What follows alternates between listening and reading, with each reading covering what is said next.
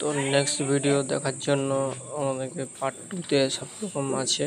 তো চলুন দেখে নেই কীভাবে কী হলো। তো আগের দিন দেখেছিলাম যেটা যে সম্পূর্ণ রূপটা দেখাচ্ছে।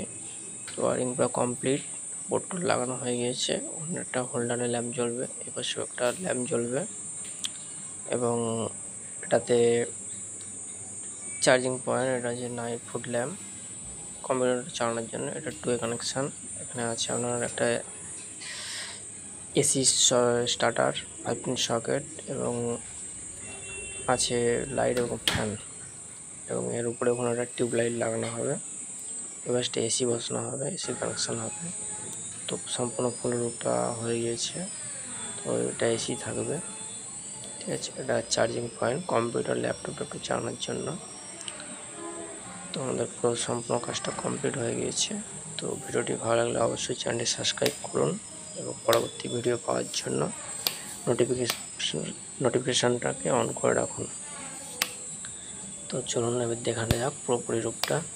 তো লুকিংটা কেমন লাগছে প্রত্যেকে হিসেবে বলবেন, ঠিক আছে। চার্জিং পয়েন্ট ভালো করে